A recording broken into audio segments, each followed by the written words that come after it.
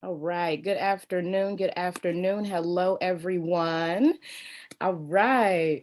I am your host, Nika Sherelle, and this is the It Cast, Real All Talk right. on Good Sex. afternoon. Good Oh. afternoon. Hello, everyone.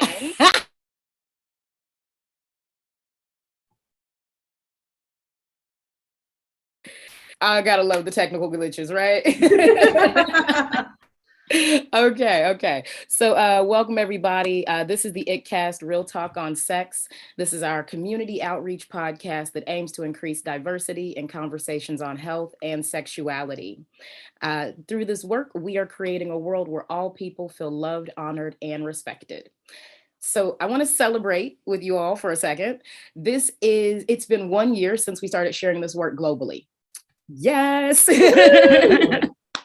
And I just want to let you know that we are proud to tell you that we are making a difference in over 14 countries, 15 states, and an innumerable amount of cities, including Los Altos, Encinas, El Cerrito, San Francisco, LA, New Jersey, Dallas, Texas, and Seattle. Woo. And I also want to give a shout out to our international listeners out there. Hello to Tel Aviv and Jerusalem, England, Indonesia, India, Mexico, and Venezuela. Thank you so much for being a part of this journey and continuing to allow this work to grow. Um, this month, we are competing for a spot in the Bay Area Top Women to Watch small business owners. You can find out more about that on Instagram and tag us as Nika Sherelle. This March, we are hosting our second iteration of the Healing Power of Touch with Queen Mutima Imani. The Healing Power of Touch is a 6-week Tantra series where we're going to go over white, pink, and red Tantra. Please join us for that. You can post your questions and your comments in the chat during this episode or send them to nikasherelles.com so that we can answer them on the show. Support the ItCast and the work we do by visiting theitcast.com, subscribe to this YouTube channel, and share it with your community. So we've been sitting here excited. This week, we are talking about real talk on creating consent culture. And today in the booth, we have Marcia B. Hello. Hey, everybody. Marcia is an internationally recognized speaker, writer, coach, and expert on sexual communication, relationships, and women's empowerment.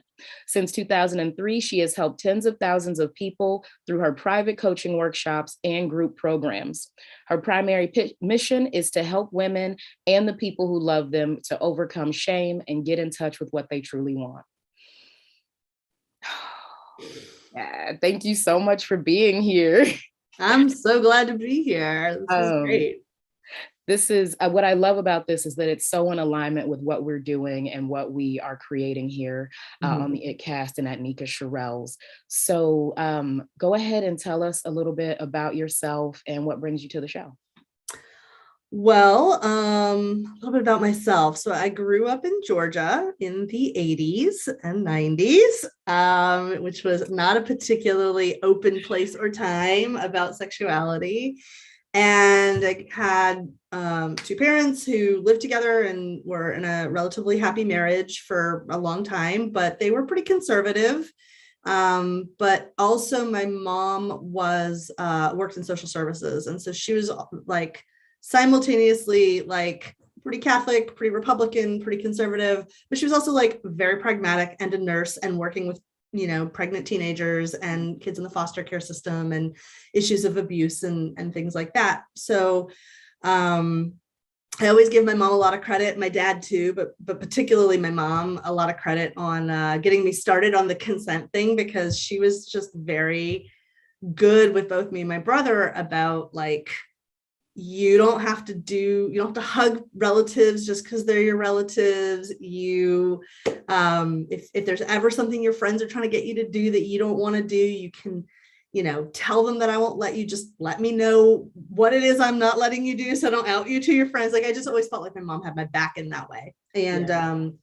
And, you know, I was a pretty headstrong child. So navigating, like telling a kid that she has a bodily autonomy and then being like, oh, I need you to do this thing is like a tough tightrope to walk. But I really gave her a lot of credit for that. And started doing sex education as a teenager, actually, as a peer educator for HIV prevention. And then went to college, also in Georgia, and then moved to New York City. And I was in New York City for 8.5 years. And while I was there, I co-founded an event and workshop called Cuddle Party, which some of you may have heard of, which now has 200 facilitators around the world, and is about, yes, it's about touch, but it's really a consent workshop. It's really about learning to ask for what you want. You get to say no. You do not have to do anything you don't want to do. And all of those things that I kind of got sort of in not with fancy language, just with lessons from my mom, we kind of formalized a lot of that, so that people had a chance to learn these skills and practice, and not try to just do it in isolation in a high stakes situation, so that's how I spent the 2000s. And it was kind of a weird phenomenon because, I'd been teaching workshops for a couple of years at that point, but that was the one the media was like, New Yorkers are cuddling. What does it mean? New Yorkers can't cuddle. No, it was so funny. It's like, is this a 9/11 thing? Mind you, this was 2004. So I don't know what that was about. And it was really interesting because we became international news in 6 weeks, and we were not ready for it. We had no idea it was going to take off like that. But it really kind of kick-started this conversation about non-sexual touch, as well as, how do you ask for what you want? How do you change your mind? What do you do if you're a maybe? How do you set boundaries? If you're a yes, can you change to a no? If you're a no, can you change to a yes? That kind of stuff. Yeah. So that really immersed me in consent, the beginnings of consent culture. And back then, we were starting to develop some nuance, but it was still a very yes means yes, no means no, which was still progress over what I was raised with, which was, you don't talk about it at all. No one talks about it. What do you mean? Oh my God, yes. Yeah. And I love what you shared about your mom with the whole conversation around personal agency and autonomy. We don't build that in to children such that when you get to the yes means yes, no means no conversation, that you're even clear on what that is for you. And I agree, it's a very limited perspective on what consent is. So I love that it's growing. And as it grows, tell us a little bit about your book. Yes. Yes.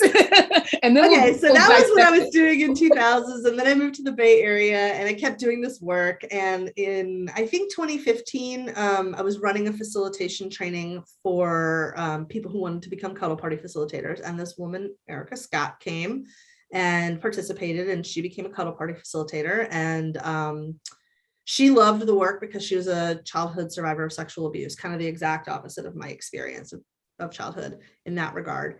And she was like, this is a revelation. Everybody should have access to this. But she and I both knew, and anybody who's been a cuddle party facilitator knows, that a lot of people are really freaked out by the touch. They're just they don't believe us when we say you don't have to cuddle anybody at a cuddle party. And why would they? They've had their consent violated so much. It sounds like a setup. It's not a setup, but if you've had that experience a lot, you would not necessarily be eager to put yourself in a potential situation like that. So she wanted to take this content and turn it into something that was more accessible for adults who didn't want to go to a cuddle party, but also more accessible for young people, where touch and consent, especially for people who are still figuring out a lot of this stuff, or who are under 18 legally. There's some things. Right. And I was like, go for it. Take the content, turn it, experiment, whatever you come up with. And then in 2018 or early 2019, she made a workshop called Consent Culture Intro, which the book is based on, which is based on my work. And then in early 2018 or 19, no, it was 19, she was like, I need to turn this into a book. And she messaged me. She's like, will you write this book with me? And I was like, absolutely, because I really want this to be out in the world. So we now have a book out called Creating Consent Culture, a Handbook for Educators. And it is written for people who are teaching or who are wanting to facilitate with young people. It's also very effective for adults. But the secret of this book is that the first third is for teachers and the second 2/3 is for everybody. Yes. And Because we pack a lot of important concepts in here. yeah, and it's very important for teachers and educators to actually have that knowledge, because from there it ripples out. Yes, it's for everyone, and also the people who are developing and creating the minds and the thought leaders, they need that. Yeah. And like, so many educators are not trauma informed. They're not, like, you fill in the blank. There's so many things that go into that. So I'm really grateful that we're creating this. Yes. Educators, it's powerful. Yeah. Incredible. Yeah. You mentioned trauma, and we are trying to, I mean, there's a lot of the concepts are pretty dense, but the exercises are really fun. And we really wanted to make this fun and accessible, because people learn better when they're having fun. And the other thing that we really saw when we were looking at other consent workshops for young people is that a lot of it's like, watch this thing and then let's have a discussion, which doesn't really get that somatic, embodied, like, I feel it in my bones that I know that I can say no experience. And we really wanted that. So we have a lot of like very fun, some of them are really silly. Usually there's a lot of laughter. Like, it doesn't feel like we're delving into trauma, but in the content where we're explaining it to the teachers and the educators and the social workers and the parents, because parents are also going to be really into this.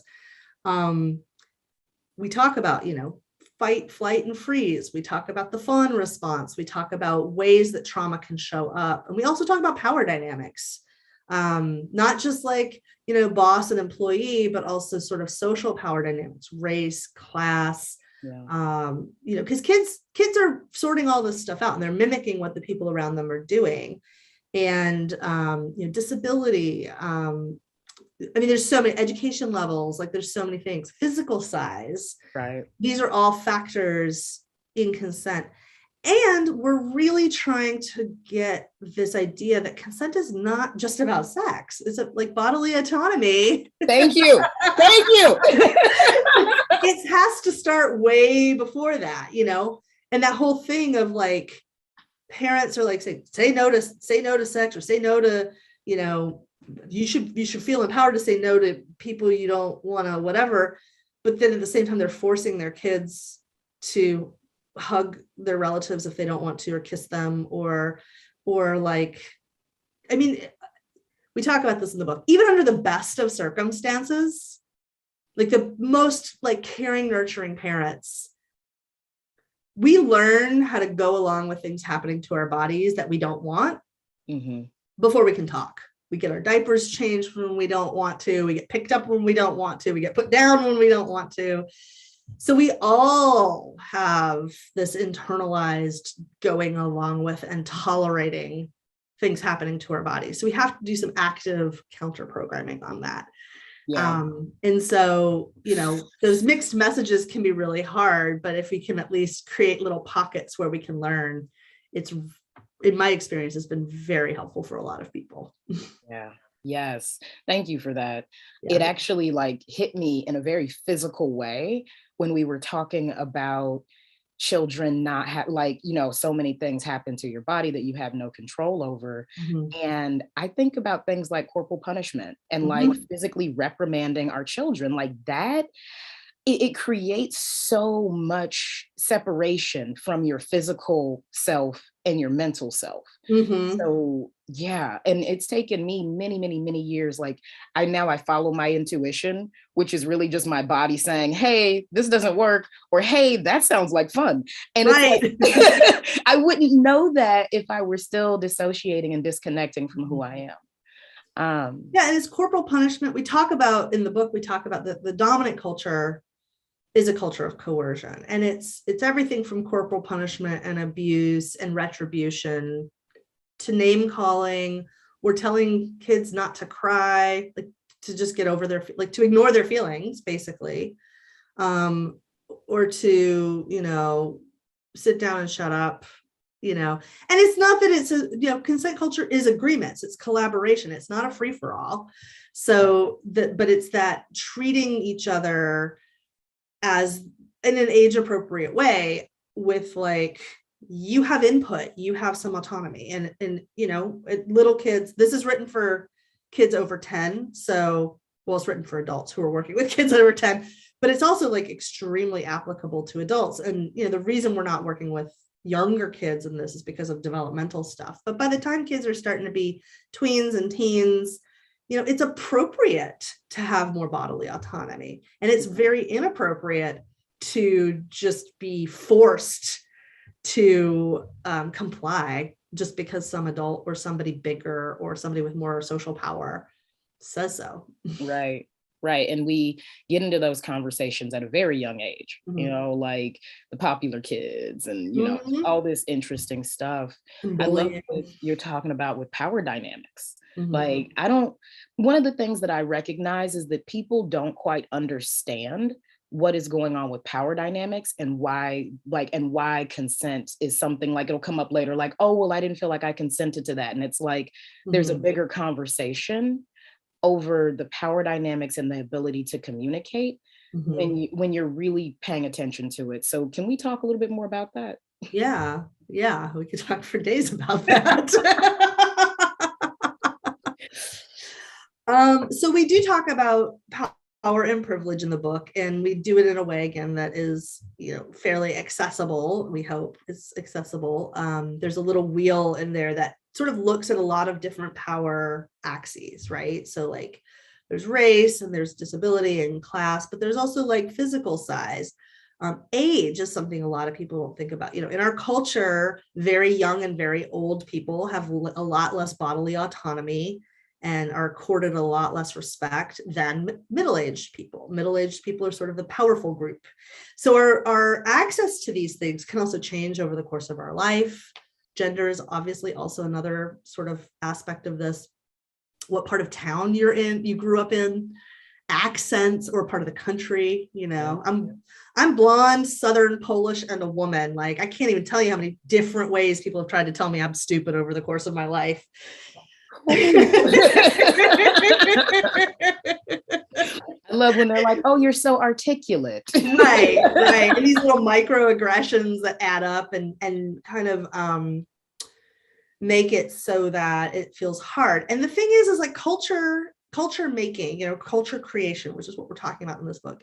It's not a monolith, and we can't just wave a magic wand overnight. But what we can do is create warm, safe havens for one another where we can, I didn't feel like I could speak up. I didn't feel like I could say no. I hear that all the time. I don't know what I want because no one's ever asked or cared. Right. But what we can do is, in our interactions with one another, is pause, is listen, is ask. We can do these things for one another. And, yesterday I was being interviewed, and so they asked, well, what can people who are in a position of power or privilege do? So like in a sexual context, usually in a heterosexual context, there's certainly like the man-woman dynamic. And I've worked with so many female clients who've just assumed that the men, it's just, that's what the expectation is. Right. It's his the social desires and needs norm just are prioritized.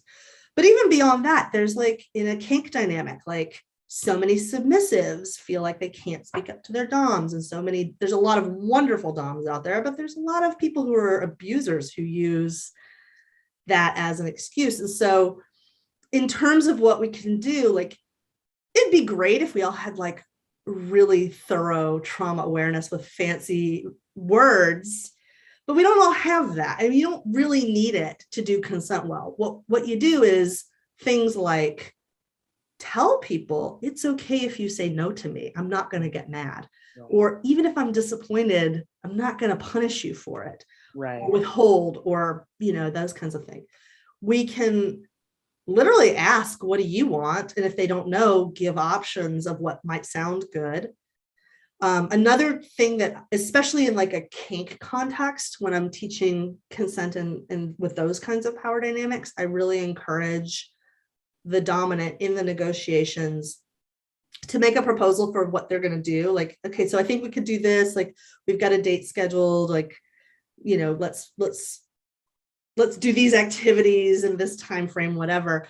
But to always include something that you're pretty sure that you're not into, to see if they will say no to that. And if they don't, highlight it and bring it to their attention, because there's a few things at play. One is when people feel threatened, there are 3 autonomic responses that are common to all mammals. And we talk about this in the book: fight, flight, or freeze. You may have heard of these. A lot of people only heard about fight or flight, but freeze is the most common response to sexual assault. And it is also the thing that is most common to happen again if you've experienced it once. So that feeling of like, I didn't say anything, I didn't do anything, I just froze or disassociated or whatever. So that's a really common animalistic, instinctual, automatic thing that happens. And then there's the fawn response, which is a learned trauma response, where I don't want to rock the boat because I don't want to have the bad thing, whatever I think that is, happen to me. So I'm going to people please and be a doormat and all of that. Yeah. When we know that freeze and fawn are 2 things that could happen, we know to pause and check in with our partners. And it doesn't have to be a whole elaborate thing. It's just like, hey, are you still with me? Yeah. And those are things that people who are in a more dominant power position can do, especially if, there's somebody who is marginalized or who's carrying a trauma background, or if you just don't know your partner very well. Those are really good things to do. Right. And it can be done in a fun and sexy way. I have a download on my website about how to do this in a fun and sexy way that's free on my Asking for What You Want website. But all of this is to say, power and privilege absolutely come into it. It's not that you can't play, it's that you have to be conscientious and be thoughtful and be caring, and recognize that most of us, because we've all grown up in a culture of coercion, have places where we're not good about asking for what we want or saying no or changing our minds. Yeah. And so when we create those warm, safe havens where those things are normalized, it has a ripple effect into our lives. That was a very long answer, but I told you I could respond for days. It was perfect. And I love, you said a lot of things that I love in there, but when you got to the part about your partner being in a marginalized body, it's like, that is so real. And people aren't necessarily present to that. Whatever the conversation is, there are things that aren't present on the surface, like neurodivergence.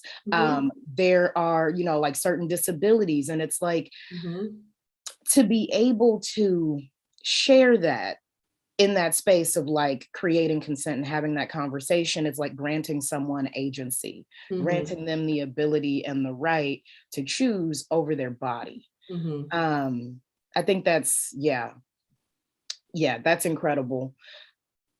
So talking about, you put in the book, like the maybe, the whole, like the importance of maybe. Yes.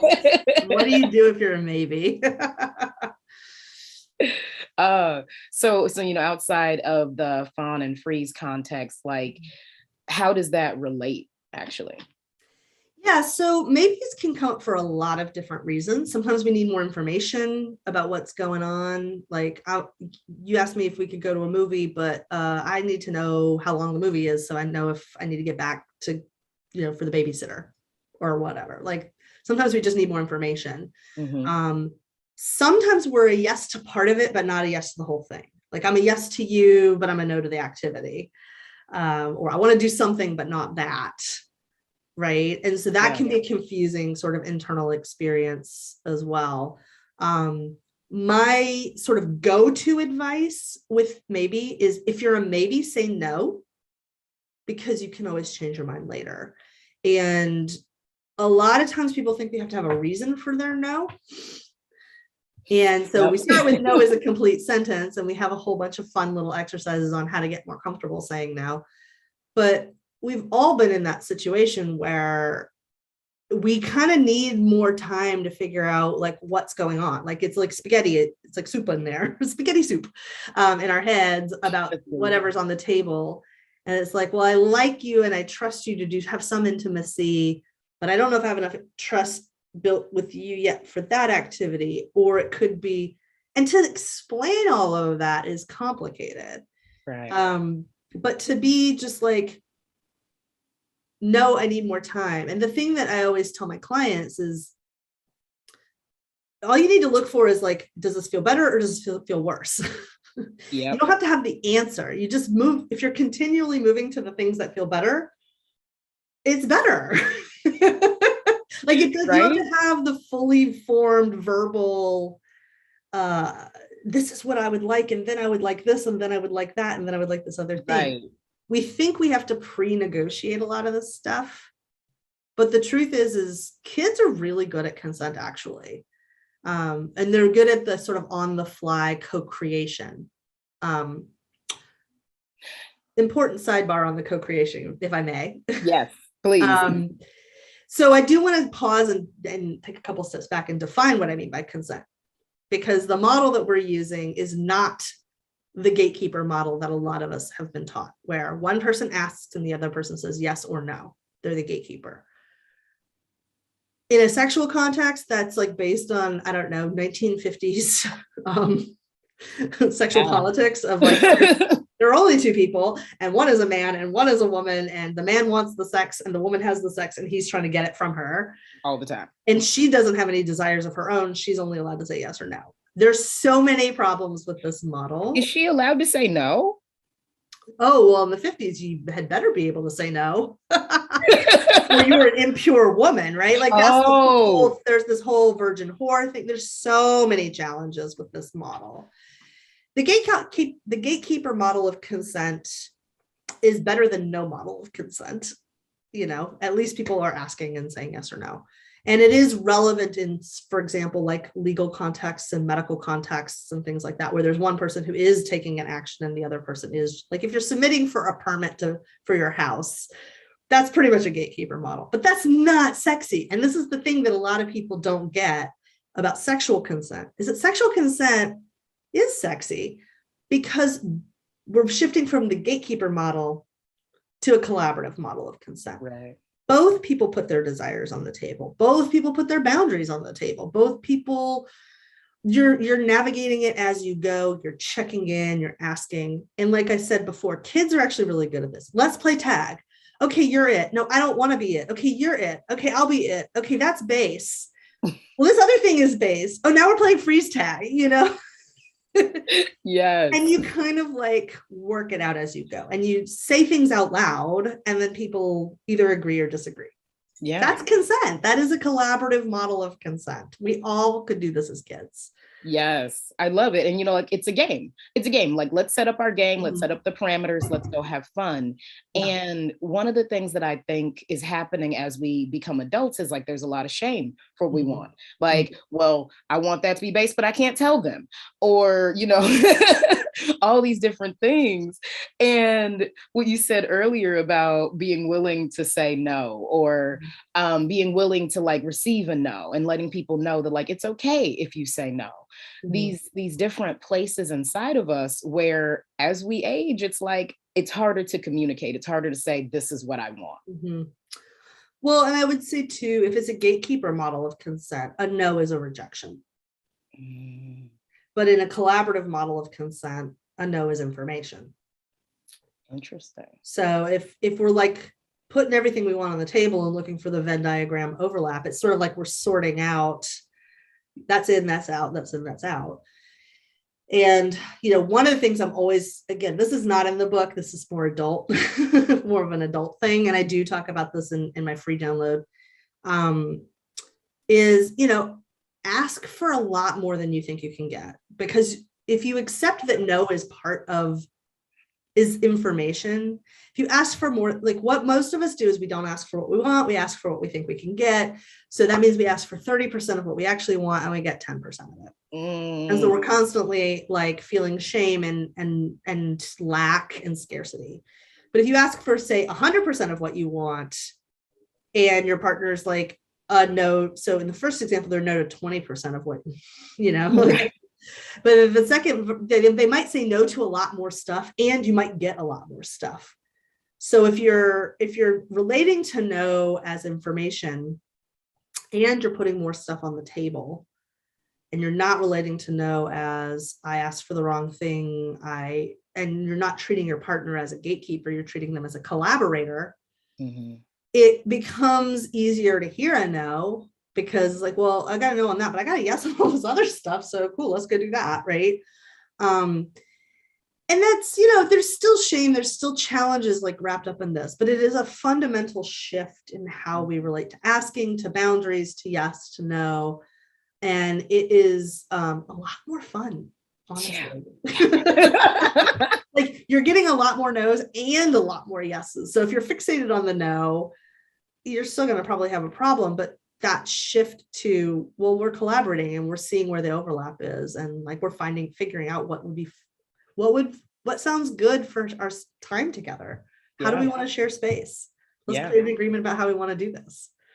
I love this. I created this, this way to gauge and like share what you like. And so, so I call it the table game.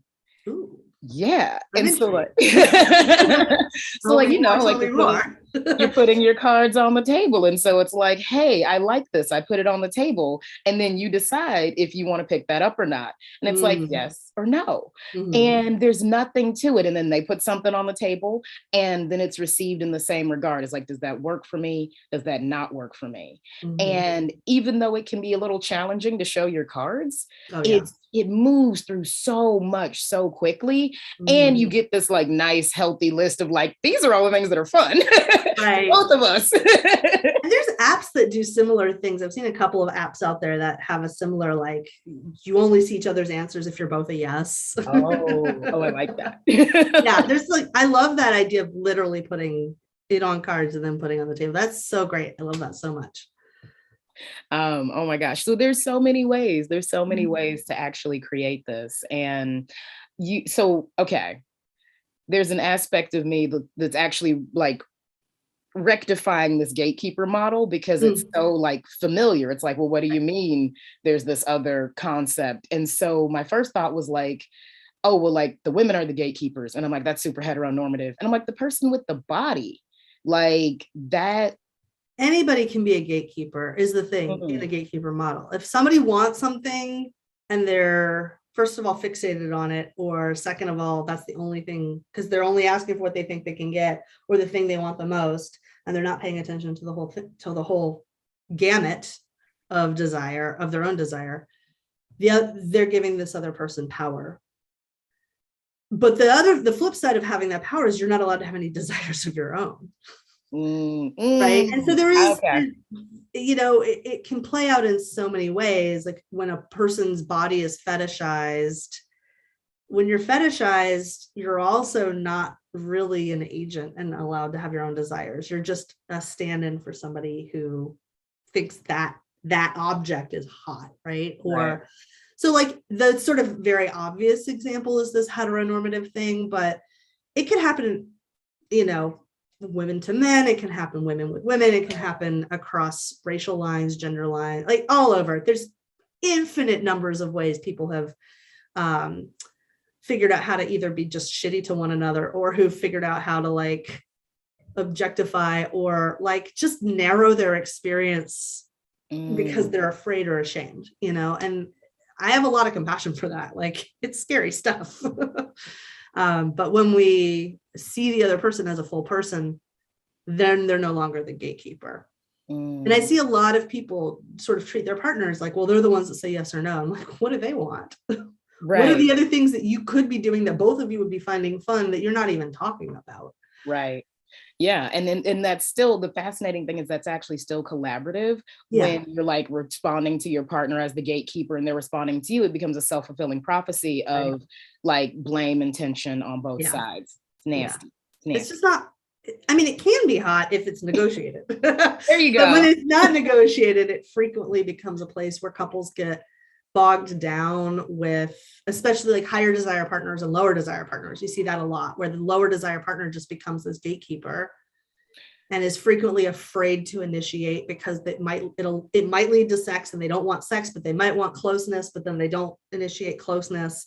And because the question on the table that's always unspoken is, are we going to have sex? Are we going to have sex? Are we going to have sex? And you know, there's some people doing some great work on high desire, low desire partners, regardless of gender or sexual orientation, where it's like, well, let's schedule opportunities for sex instead of scheduling sex, or let's specifically have time where we're naked together and we are not going to have sex, or let's you know, say like, when I'm initiating affection with you and it's a weeknight, like I'm not initiating sex, please know that. Like, or just even kind of creating space for that affection and intimacy and connection to exist without the fear of that one question and the gatekeeping coming into it.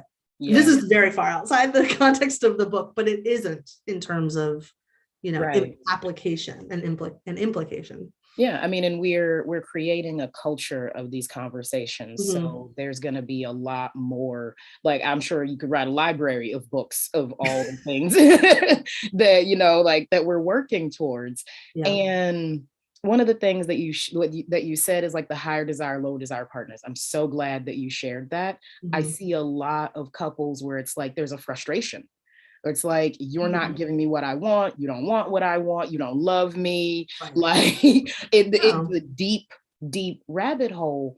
And looking at that, what I'm hearing is like, when it comes to sexuality, there's higher desire and lower desire partners. But in general, I'm hearing different desires. Yeah. Like, I desire intimacy and affection versus I desire sex and, you know, mm-hmm, thank me, I don't know, that's still affection. Right. But you know, like there's those different approaches, those different desires, and I don't think that we see those as equivocal. What do you mean? Like when we're talking about low, like in the concept of lower desire, higher desire, affectionate and intimacy is not as important as sex. Right. Yeah, there's I mean, there's so many higher desire partners who are out there who are like, I don't bring my desires to my partner because I don't want to put them in that position. There are also a lot of higher desire partners who are badgering their partner. So I don't want to characterize it as any one way. Like there's a lot of ways to handle being in those situations. And there's a lot of ways to handle it that are still not very fun for anybody. Right. Yeah. And I think, I mean, this, in a couple's dynamic, especially if this is an entrenched thing, you know, that might be a therapy conversation. That might be where you need to get a third person in to help you sort out like what exactly is going on here. But if I were to offer one thing, is put more options on the table than whatever the thing is that you're sort of entrenched about. Like take the thing that you're entrenched about off the table, but put a bunch of other options in, so that you can see at least like if it's not ideal, then at least it could be better. My whole philosophy is better is better. If it's better, then it's better. And like you can incrementally improve rather than on and off switches of like, we are either having sex or we're not having contact. Right. Right. And I think that's also a dissociative thing. Like I've had partners where it's like, if you touch me, that means you want sex. And I'm like, that can be, I won't say is, can be equally as much of a dissociation as you touch me and I don't want sex. Right. Like, yeah. Well, and obviously a lot of my career has been about taking apart that connection of touch and sex. And, you know, Western culture is a very low, American culture, I'll say that at least, is a very low touch culture. And yet we're primates and we need touch. Mm-hmm. And so we try to cram all of our touch needs into a sexual relationship when probably we should be like hugging our friends and, you know, climbing in piles of, you know, other kids or, you know, other adults or, you know, getting massages or, you know, just really having a lot more opportunities, brushing each other's hair, you know, and a lot of us live alone. I mean, especially during the pandemic, we've really seen people's touch deprivation. Well, what happens with touch deprivation? People are irritable, people are higher, their cortisol levels go up. Like there's a whole biological thing that happens when we don't get enough touch, non-sexual touch in particular. But when sex is the only sort of safe or acceptable channel to get your touch needs met, it can really cause a lot of problems. I coached a couple one time that were thinking about opening up their relationship because one partner wanted more something. They were like looking for the something more. And this is part of the problem, is sometimes we're like, we don't know what the thing is. We're like, we want something more and we don't know what it is. Yeah. And when we really unpacked it, what we realized was that partner had been the primary caregiver for their kids. The kids were older.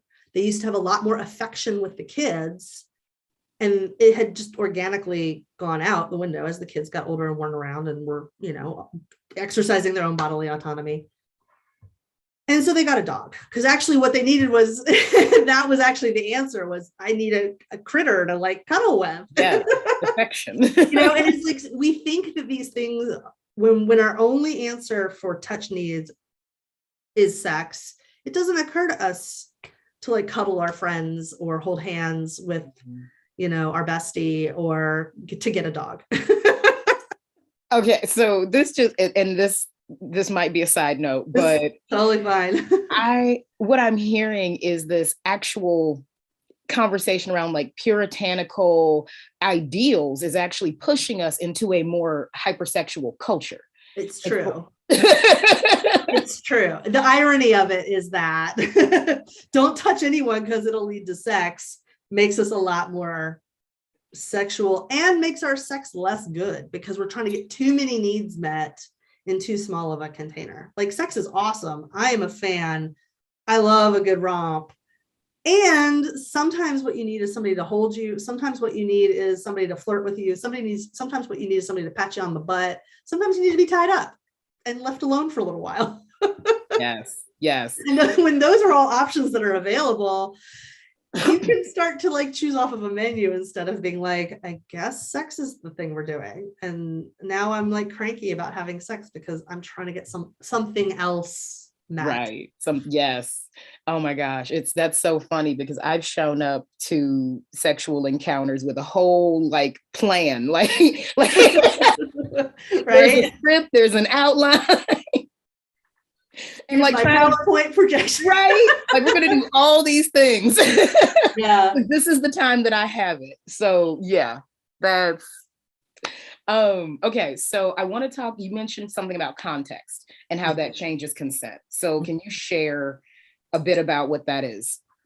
Oh, yeah. So context and meaning are really important for figuring out what we're a yes to and what we're a no to, also known as our boundaries. So for example, a lot of times we negotiate based on activity, because why not? Like, do you want to, go to the movies? Do you want to get tied up? Do you want to, have sex? Like, whatever the thing is, do you want to get dinner? But context matters a lot. So if I'm feeling really rushed because I have a deadline at work, or because I don't have childcare or whatever, it's going to be a different experience than if I have all the time in the world, right? And similarly, like, who's doing it might really matter. So for the example I always love to give is like, imagine you're getting this amazing like scalp massage and the person who's doing it really knows what they're doing. Right? Now imagine that the person who's giving you a scalp massage, who really is doing a great job and knows what they're doing, is your partner. Okay. Like, that's cool, right? Okay. Now imagine the person who's doing a really good job and really knows what they're doing is a random stranger who just started doing it to you on the bus. It's not the activity there that matters. Context matters, right? And the meaning that we attach to things like also matters. So context, one of the easiest ways that I have found to negotiate for really anything, but like particularly how we're spending time, sexual encounters, that kind of thing, is put a time limiter in. What do you want to do tonight? What do you want to do for the next 20 minutes? What do you want to do to me for 5 minutes? Other contexts, like if you're kinky, putting out a few toys and being like, pick one. Like limiting, because if you ask somebody, what do you want? Like, I don't know, world peace, a sandwich, like, What's the scale here? How much time do we have? Like, who's granting these wishes? Oh my God. Right? But if you put in some limiters, like, what do you want for the rest of the interview? What do you want tonight? What do you want this weekend? Even time, or what do you want to do?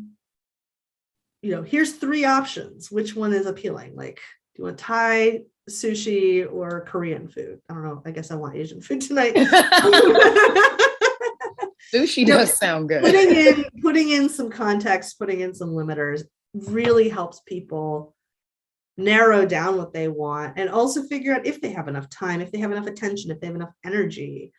The whole like let's play tag example. Well, it's going to last like at most till the end of recess. Probably it'll be like 10 minutes. Right. Until the energy runs out. I think when we talk about our desires, or when we talk about our boundaries, our no's, sometimes we're afraid to say anything because we're afraid if I say yes, it's forever. If I say no, it's forever. And by saying yes to something or saying no to something, you're not signing a contract.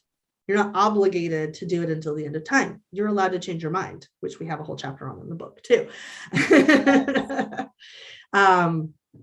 So having, being able to either pre-limit it up front or put context, like add context to your negotiations. Like, yeah, I'm totally up for, a round of rope, but like my leg's bothering me. So like, let's only do it for 20 minutes.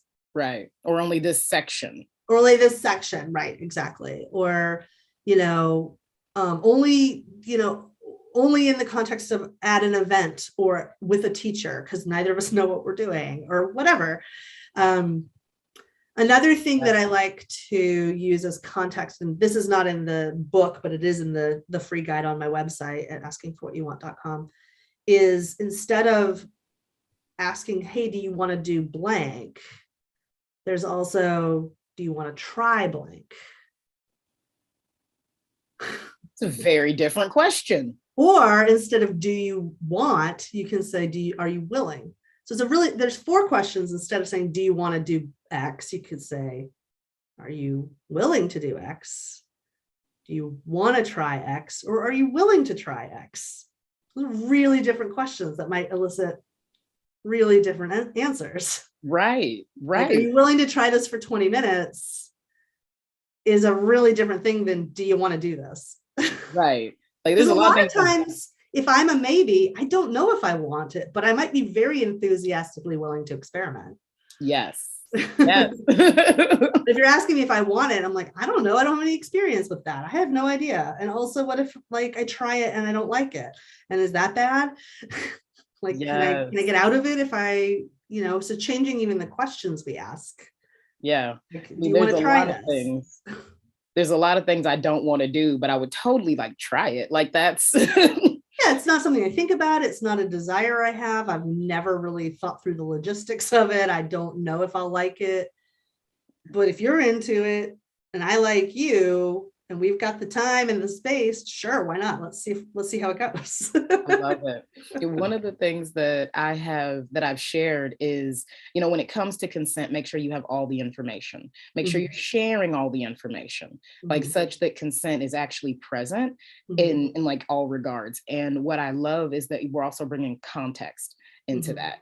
It's like, yes, the information is important and context is important. Context is decisive, like literally. Make a decision on context alone. Without having all the information. And that's, like those are also really important, eye-opening conversations to have. Okay, so do you have any other Oh, go ahead. Yes. Oh, I just want to piggyback on that. I think people hear that, like share all the information, and they think that means share it all up front. But our experiences change. We get tired, we get hungry, we find another thing that seems really fucking fun to do. Like, I got an idea.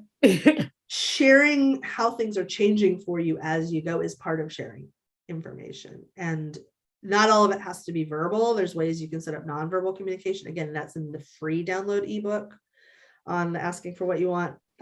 this is for kids, that's for adults and how to make it sexy. Or just for teachers of kids. Really. Teachers who teach kids. And adults, but that's a non-sexual. But for if you want to figure out how to do this stuff and actually have it be sexy, go download my free guide on asking for what you want. But that whole I got so busy doing the plug, I forgot what we were talking about. You can do that. You can share in a nonverbal way also. That nonverbal communication is part of consent communication. It doesn't all have to be words. And that's particularly important for people who are who go nonverbal during sex, or who have, verbal or auditory processing stuff, sometimes, or it's loud in the venue that you're playing at, if you're in a public place, having a squeeze system, or a thumbs up, thumbs down, or an object that you hold on to. I love that you shared this one, because that's a very sticky situation to be in. In the gatekeeper concept, it's yes means yes, no means no. And I'm body language is important. Yes. And we've used that to, blame the victim and, oh, they blah, blah, blah. Mm-hmm. But if you're reading and paying attention to body language, mm-hmm. you can see and get a lot. I believe you actually go ahead. Yeah. Two exercises in here about that. There's two. One is the incongruous yes and no, which is one of my favorites, where we have people ask questions that you're pretty sure they're really going to be a yes to, but they have to say no. Can I give you $1 million? Will you let me clean your house? Stuff like that. They have the rule of the games. They have to say no. And then we switch it, and you ask questions where you're pretty sure they're going to want to say no, but they have to say yes. And it's a hilarious exercise, but you really get that opportunity to see in yourself what it feels like to say yes when you mean no, or no when you mean yes. But it's also an opportunity for other people watching. That's what it looks like when it's incongruous. Ooh. Right. So that's one exercise. And then we have another exercise. There's a chapter called When is the Hug Over? And we talk a lot about nonverbal communication and body language, and how it only takes one person to not consent for the consent to end. Just because somebody else wants to keep it going doesn't mean it keeps going. Everybody has to agree to be there. And so that nonverbal piece, yes, it's super important in a non-sexual or in a sexual context, but again, teaching it in a really obvious and easy and fun and hilarious way, where ooh, I know that one. There's that kind of laughter of self-recognition. But also being able to see other people learning it and have that nonverbal communication occurring. If I step away, if I put my hands between us, if I give an example of the hug that lasts too long and how to get out of it. What are ways that we can communicate in non-verbally, and to watch for also right. That last one is so critical for mm-hmm. me. It's to be able to notice when someone's not comfortable with a situation. And some of the things that we're taught are ask till you get a yes, and all these other things, and it doesn't work. As somebody who does sales for my business, I don't buy that. Right. It doesn't actually make for better relationships with your clients either. So that started as sales advice, and I think it's terrible sales advice as well. Okay, we're not going to start slamming sales advice, because again, days. Days. Oh, I love this. So I can't express enough the context around being able to listen when it comes to consent. It's there's all this conversation of be able to talk, and use your words. And on the other side, it's be able to listen and receive and get that. Listen when nothing's even being spoken. Mm-hmm. And one of the things I wanted to say was on the whole context. You talked about fetishization mm-hmm. earlier. And one of the things that came up for me is that in itself is expletive. Mm-hmm. And if someone doesn't have all the context to that, then there's a breakdown in how they would relate to it. Mm-hmm. Which is not to say people cannot engage in consensual fetishization, but that's a very different beast than non-consensual extraction. Right. I like having my feet played with, and I'm not going to stick them against somebody who doesn't like that. Right. Or, Yeah. Or like, you want me to be a bimbo? Okay, I kind of like being a bimbo. Sure. Well, let's play with that. Which is really different than just being treated like a bimbo. Right, right. Oh my God. Okay. I love this. Please share with us all the places we can find you, your book, any other tidbits that we need to know. Yeah, so you can get the book if you go to our publisher. That's the best place to buy it, which is jkp.com. That's if you want to like support us. Everybody's like, where's the best place to buy it? Our publisher is the best place to buy it. If you feel like giving money to Amazon, please do that. You can buy it wherever you want. I just want you to buy it. But if you do it on Amazon, you can write a review there, and that really helps us out a lot too. So if you want to buy on Amazon, consider writing a review also if you like the book. And my co-author's website, which has all the book information, and we're putting together some study guides and fun things, is creatingconsentculture.com. Very easy to remember. It's the same as the title of the book. And my website, if you want to get the field guide to consent, which is about how to make consent conversations sexy, and that's free, and it's a PDF and an audio, is askingforwhatyouwant.com. And you can find me on the internet. Basically, on my handle everywhere is Ask Marcia B. Love it. Love it. Thank you so much. This was great. Yes, I love all the work that you do and the resources and just the fact that you are contributing to the world in this way. No, thank you. Thank you. It's a very fun and satisfying way to participate in the world. Yes. Getting what you want. Yeah. Sometimes, often. In fact, the more I ask, the more stuff I get. That part. All right, everyone out there, thank you so much for joining us today. The ItCast is our community outreach podcast that aims to increase diversity in conversations on health and sexuality. Through this work, we're creating a world where all people feel loved, honored, and respected. Please send us your questions, your posts, your comments to nikasharels@gmail.com so that we can include you in the show. Check out our Instagram contest with Solish Magazine, and please feel free to tag us and join us this March for the Healing Power of Touch 6-week Tantra series. Ooh. Yeah. Get in touch with all the things. We were talking about touch and how important it is. So please support the ItCast and learn more about our work at theitcast.com. Subscribe to this YouTube channel and share with your community. Thank you everyone for joining us. We'll see you next week. Bye everyone.